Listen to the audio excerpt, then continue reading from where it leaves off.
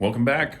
We're in the dining room tonight, and I'm going to do some work on my Spyderco Kapara. This is the CQI version, so it's got the bushing in there. But what we're doing tonight is, the last time I had this apart, I had recently just bought my Sabenza, and I wanted to see, just kind of as an experiment, what it would be like to have a compression lock Spyderco with a little bit of a slower action.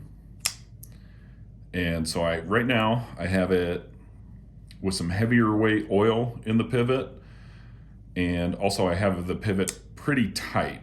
So right now it's a little bit slower. I don't know, I just wanted to see if I liked it or not. And I think I'm going to change it back to more along the lines of PM2 drop shutty, typical compression lock stuff. So by comparison, this one doesn't, you kind of got to work at it a little bit. So it was okay. I don't dislike it slow, but I want it fast. So I'm going to take it apart, clean it. It's been maybe not quite a year, I don't know, something like that, since I've had it apart. So we're going to clean it, take it apart, and while I've got it, it's not dull, but it's not as sharp as what I would like, and I've been kind of in the mood to put a polished edge on it. So I'm going to touch up the edge and once we're done putting it back together, and I'm going to go ahead and polish it right here on my wicked edge. So jumping in, I'm going to start with it's a T10 pivot and T8 body screws. So let's get at it.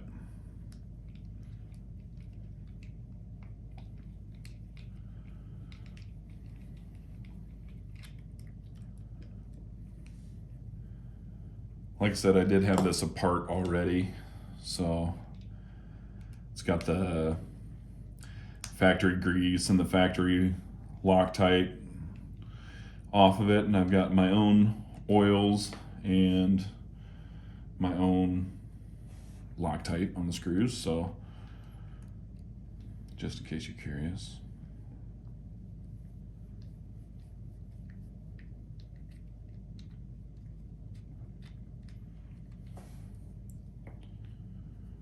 Okay.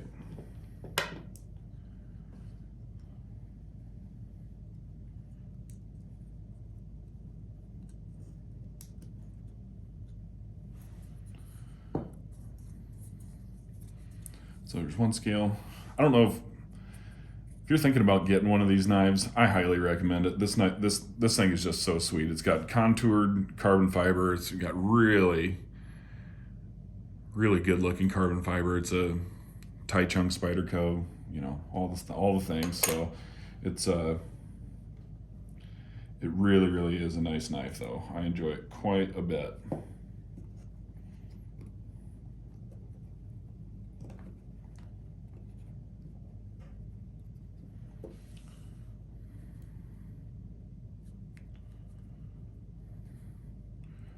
I think I can get this blade out of here, so I'm gonna do that before I cut myself, because like I said, there goes a washer. It is still a sharp knife, but if you're a sharpener, you're kind of tend to be an edge snob, I guess you could say. So even when a knife is mostly sharp,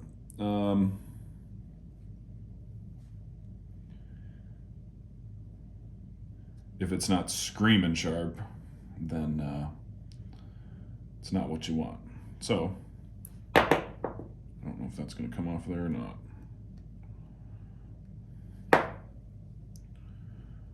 If I can avoid taking the screws and the pins out of the other side, I will, but it doesn't look like that's going to happen. I don't know if this unscrews or what.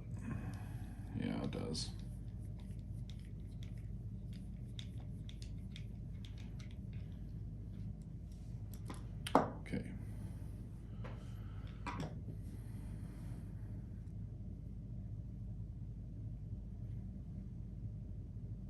not sure if that was necessary or not,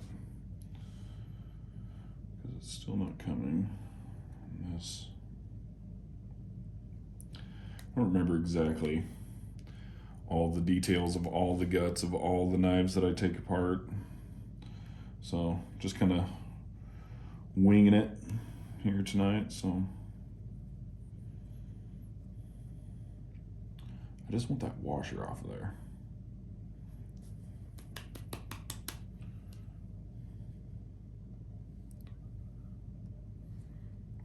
Can't quite get my fingernails underneath of it to pull it off. There it is.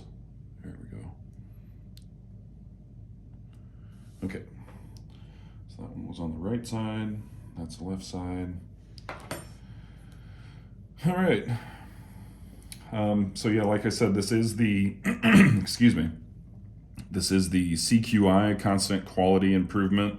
I don't think you can find a non-CQI Kapara anymore, but basically you get this little bushing, slides right over the pivot screw, so that spins and that interfaces with the blade, get a little bit more drop shutty action right from the factory. So I don't think it would have been too bad if they didn't do that, but I'll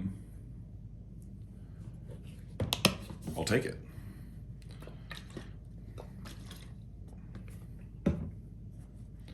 So just gonna get all the pocket crud and, excuse me, get all of that kind of stuff off of here.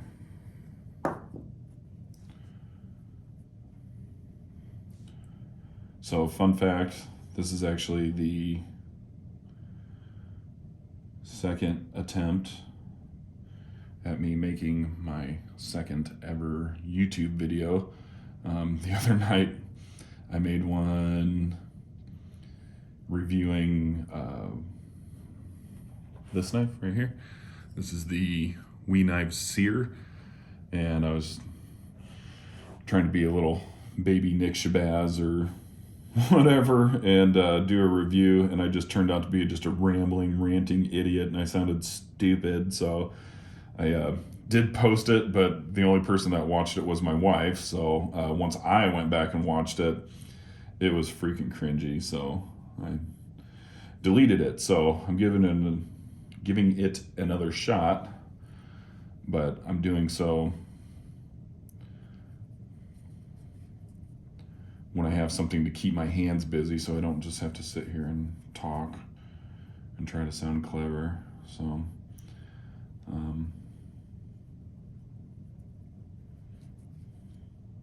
yeah, let's see, do I have any Q-tips?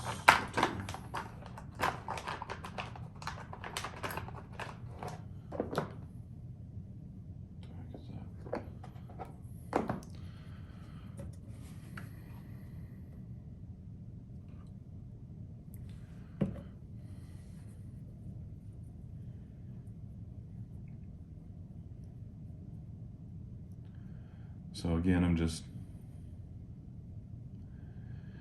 getting all the funk off of here. Wasn't too bad, but it did have some pocket fuzz and kind of grubbiness, general grubbiness on here, so.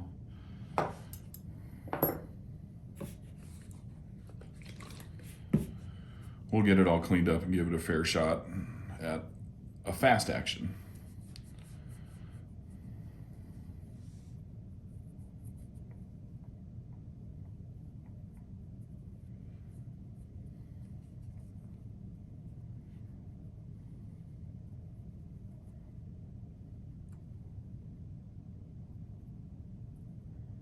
A little bit of buildup or something right here around my detent ball. Or is that just a, it's kind of a mar in the metal. I don't recall that happening. I don't know, maybe I did that, or maybe it's just wear and tear, or maybe that's the way it always was. I don't recall, but it doesn't affect the action or anything like that, so, or the functionality, I guess you could say, so it's fine with me. So I'm going to go ahead and Get all the Loctite that I put on there last time off.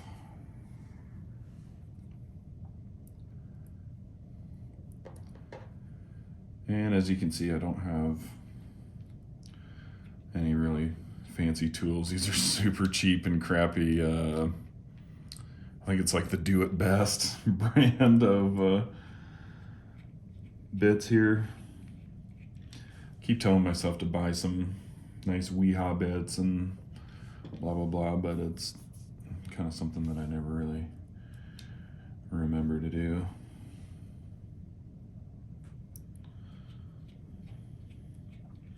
So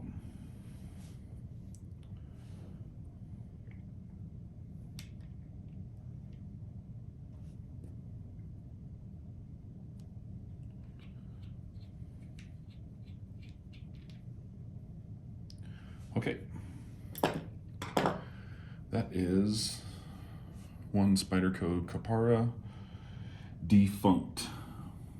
So I do recommend, as I go forward and do some of these sharpening videos, I'm really going to do my best to not sound preachy and saying, you know, this is how you do it or whatever, because there's a lot of different ways you can do it. There's a lot of different knife sharpeners out there. You know, actually it seems like there's more and more and more these days, but you know, if you have a knife sharpener and you like to sharpen knives, and you know, everybody kind of has their own way of doing things, and people tend to think that their way is the best. So I'm doing what I can to not sound preachy and try to say that, oh, the Wicked Edge is the only, you know, knife sharpening tool that anybody should ever have, or all of the others are inferior or anything like that. So I'm not going to do that. So if you have something and it works for you, perfect. That's what we want. So I'm just going to show you how I do it. Okay. Now I think what I'm going to do, so this pivot here is a D-shaped, so it is seated and nested in there. So it is not a free spinning pivot, which is good.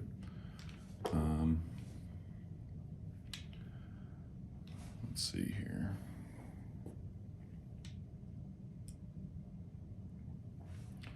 One thing I would like to get to is one of those Loctite sticks that Nick Shabazz has, because this wet stuff is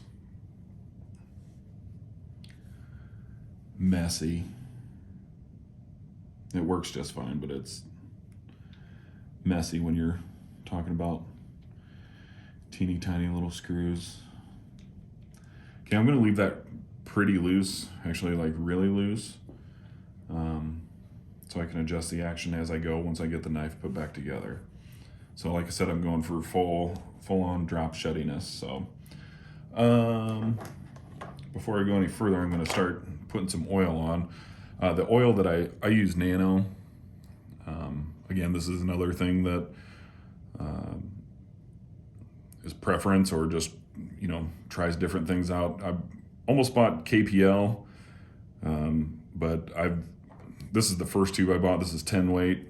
This is 85. This is what I had in the knife prior to disassembling. So this is excellent oil. I really, really like it, but it is a little thick. And, you know, if you're trying to get a fast action, that might not be the best. And I'm sure that's probably roughly the equivalent of KPL heavy. And this is 10 weight, and it's probably roughly equivalent to just the regular KPL. But you can see the difference of, I guess, viscosity would be the right term. But you can see just how much thicker the 85 is. So anyways, I tend to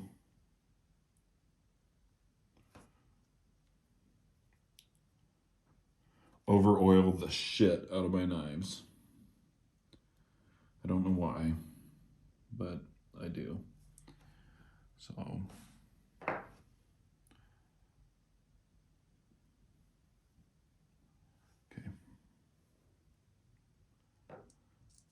Oops. So now if you do have one of these and you're taking it apart, and it is the CQI version, make sure that if you have your knife that looks like this, that you put your first washer on prior to putting the bushing in. Otherwise, well, it's pretty self-explanatory, I guess, if you're having it. So, and then whoops. Okay, so there's that.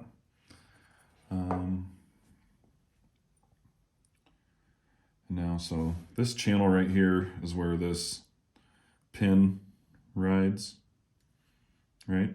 And this right here is your detent and your detent ball path. So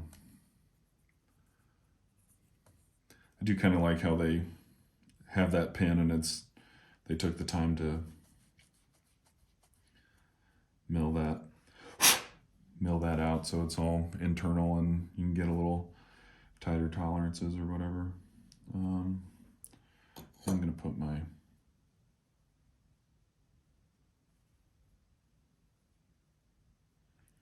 stop pin back in. Meow. Okay, so I've got the washer lubed and the pivot bushing lube, so I'm not going to put any more in here because that should be plenty.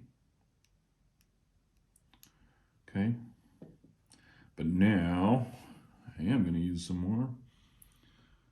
Just a couple drops for the washers. We'll do 3, and then like 1 right there, and maybe just spread some out. Sometimes it's hard to not over oil with this 10 weight. Just gravity drains out of the tip right there, and sometimes if you're not fast enough, it just spreads oil everywhere. So that's quite a bit, but whatever. Okay.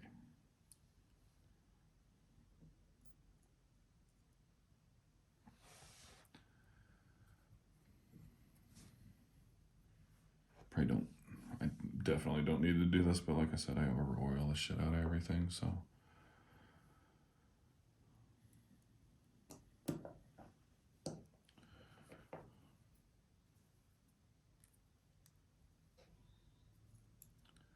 Let's see.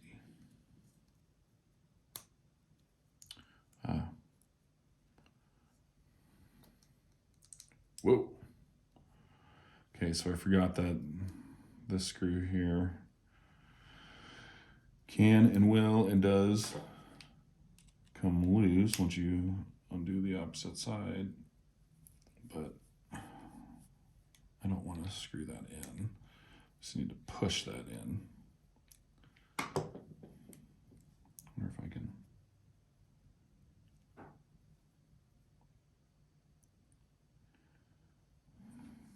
I don't know what's causing that. Okay, it was just kind of hung up on the backspacer there. There we go. And this one comes out a little bit too, so just gotta play with it just to get it. Oh shit. Well, you're seeing me kind of be stupid because now I gotta fit this pocket clip back underneath there. I do have a Lynch clip on here.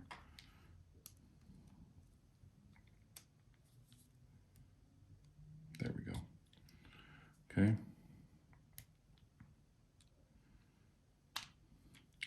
Went with the black. I think it works well. I think if I recall, this knife came with the polished regular. Oh, no. It was the wire deep clip, which is fine. Actually, I think I was going to just carry that, and I did carry it with just the wire clip for quite a while. But I believe it was on my seatbelt buckle. I got my wire clip, the original one, kind of hung up when I was getting in or out of my car, getting out of my car. And snagged it, and that was the end of that clip. So I went with a winch. I really like his stuff. Really like his stuff. One thing I am going to do, I could see in the threads back here on these back screws that there is some Loctite built up in there, old Loctite. I really don't think it would hurt anything, but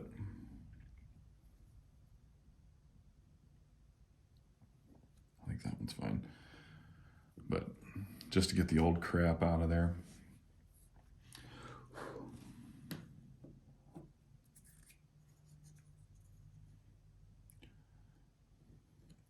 One thing I do recommend, you don't have to do it like this, obviously, but if you are going to disassemble and sharpen a knife at the same time,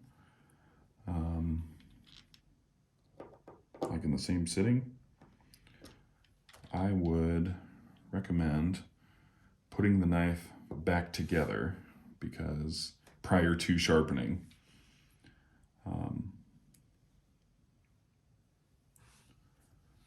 I've done it with just the blade, and some knives it works best if you take the blade out so you can clamp it properly, or whatever. But generally, it can be super dangerous if you take it apart, sharpen it, and you have just a screaming sharp edge on a knife, and then you're fumbling around trying to put it back together, and I've cut myself basically. So I mean, if you're going to disassemble knives, and if you're going to sharpen knives, and you're going to collect knives and be a pocket knife kind of guy, over time you just kind of get acclimated to getting kissed by your edges. But you can prevent it. Why not? So now, along with the other pivot screw, I'm kind of just keeping these a little bit loose as well. I'm not going super tight. I kind of tightened that one down a little bit just to get that clip secure, but this one over here is not super tight just yet.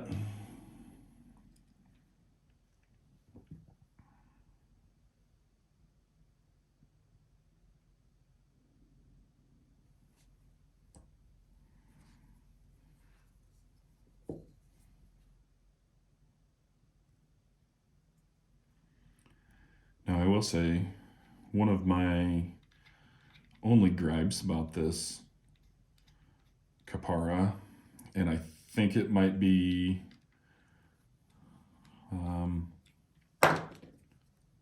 oh yeah, look at that. I think it might be, from what I've seen as far as the nerds on YouTube that have reviewed this knife, I think it might just be mine, but I don't know if you can see that or not. The blade is favoring the clip side, and it's been like that since the day that I opened up the package, and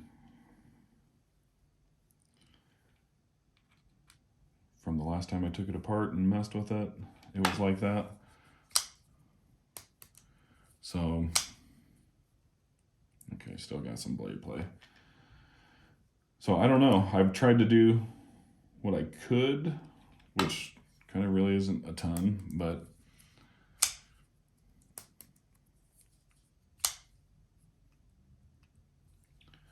tried to do what I could to kind of work that out. You can maybe tighten the body screws and tighten the pivot screws a little bit, or you can try to hold the blade to one side and then tighten the screw.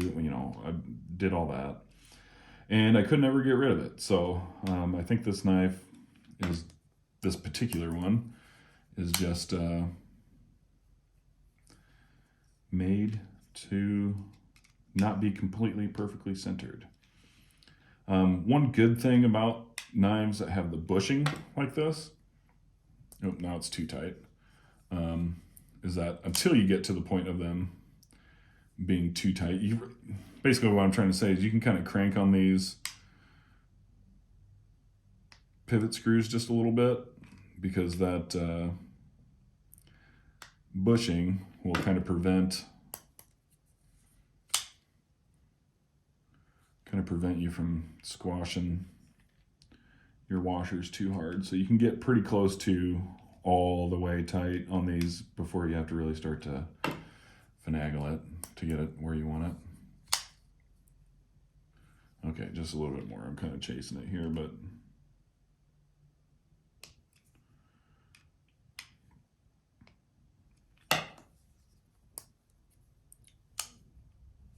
see, now it's just a touch. I'm right there. Okay.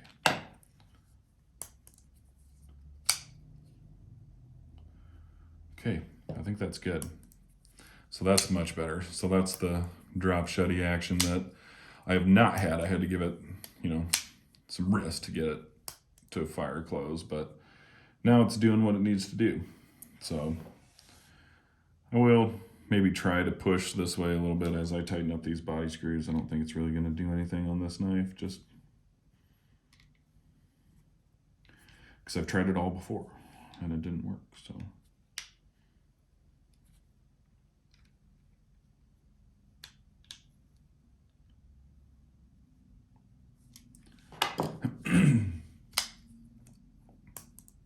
there we go. Excellent. Okay, so that is a disassembly, cleaning, maintenance, lubing, over lubing, and reassembly of a Spyderco Kapara.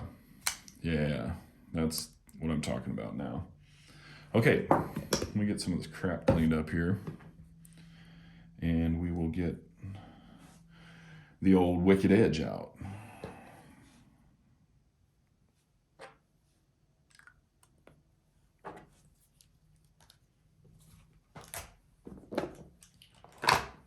Over here, this is just a, excuse me,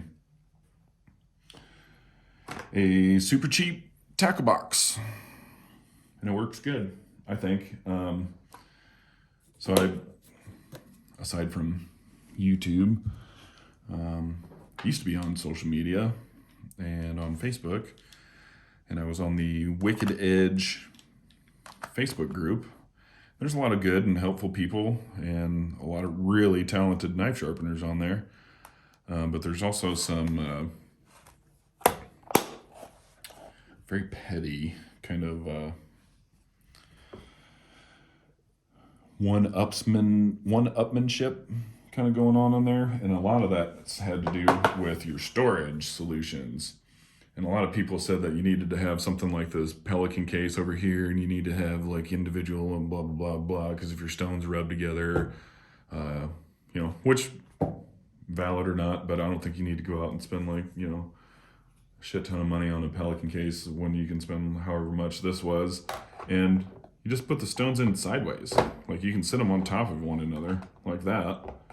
Just put them in there instead of like this, where the stones are rubbing against each other. Just put them in there sideways. So anyways, that's how I store it. Okay. I don't know. Excuse me, I'm gonna take a drink.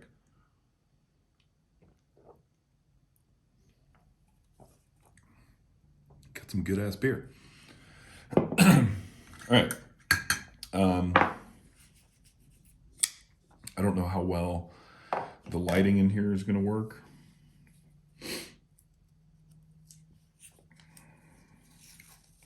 As far as how well you'll be able to see what I'm doing to the edge and blah, blah, blah, blah, blah, all that. But the camera is set where it's going to be set. That was way too much tape. So what you see is what you're going to get. So anyways, what I'm doing right now is, this is just regular plain Jane 3M masking tape. Oh crap, I don't need that actually. So typically on a non-full flat ground blade. Let's see. I don't know. I don't know if this has flats or not. Okay, so this has a little bit of a flat up here. Basically, I would tape that, clamp it, and then rip off the excess tape, and that way you have masking tape in between the metal of the vise and the metal of your blade, so you don't scratch the finish of the blade. In particular, on black coated knives, or any coated knives. I guess it doesn't have to be black, but so it doesn't jack up your finish, because you do, at least I tend to crank down on this pretty hard to make sure that the knife is secure. So I don't want my finish getting screwed up. But with full flat ground knives, I use a little piece of chamois. So this is just like your car washing, car drying chamois. You put this in here, drop it in, and then it squeezes it, and it kind of just self-centers the knife, basically, kind of, and it holds it pretty tight, so works well. Anyways, before we mount this, I am going to go to my record book of, one thing I always do, don't have to, is keep notes of all of the settings and where I had the knife the last time I sharpened it. So when I come back, it's just plug and play. So on this particular knife, I put it in the top holes. So I used my little depth key, put it in the top, and I use the chamois. Whoops. It comes with this clever ruler. I don't know why they did A, B, C, D, E, F instead of 1, 2, 3, 4, 5, 6. But those appear to be inch marks. But anyways, this is Clay Allison's baby, so that's what he decided. So that's what he got. Anyway, so my settings for this were in the top holes with a chamois. To the tip of the edge was at B, so basically 2 inches past. And the edge that I have set on here right now is 15 degrees. So that's what I'm going to try to duplicate. That's a little tight. Loosen that up.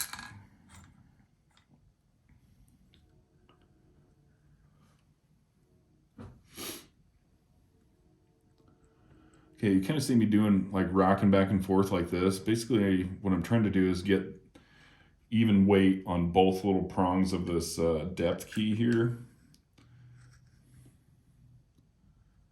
because that's how I do it every time. So I just try to keep it as consistent as possible. So I got it at B, I got it in the top holes, I got it level, I got the chamois in there. So now is the time that I put the hurting on it. So squeeze that down. So here's the depth key. Basically, I just set the knife, I kind of rock it back and forth to ensure that I'm laying it on both of those little prongs. So yep. Now what I do is, to set the angle, I like to get some of my finer stones. This is gonna have to go. This is gonna be in the way.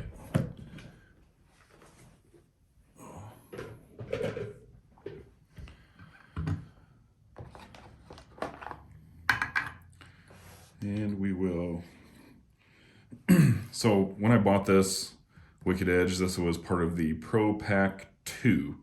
So it came with the base, the vise, and it came with 100, 200, 4, 6, 8, and 1000, and these ceramic stones, as well as just the regular strops with 1 micron and 0.5 micron, I think, stropping compound. So, and it came with this angle cube, so that's what all I'm using is just the stuff that came with it. I have added on since then just to try to be a nerd. So I zero it on my base, and I'm gonna try to find, actually before I do that, Sometimes I get a little extra chamois right here, kind of flapping, and it drives me crazy. So I'm gonna kind of peel that down and tape that down there.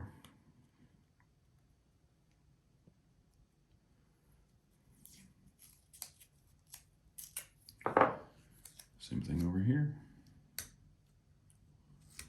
Just get that chamois out of my way. Okay. Now for setting the angle. Now one thing with the wicked edge, one thing that I did at first, I always measured the angle with these stones all the way down up against the butt. But I found that if you raise it up a little bit, it actually, as you set it on here, it actually changes the angle a little bit. So I like to raise it up because as I'm sharpening the knife, the stone is up off of the base of this rod right here. It's not all the way down. So I just try to get it a little bit more exact. So, all right, we're way off. I'm at 22 degrees right now. So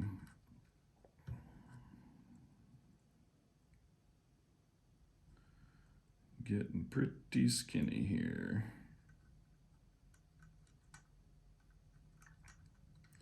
$15 is a little bit on the skinny side for what I usually do, but typically I try to follow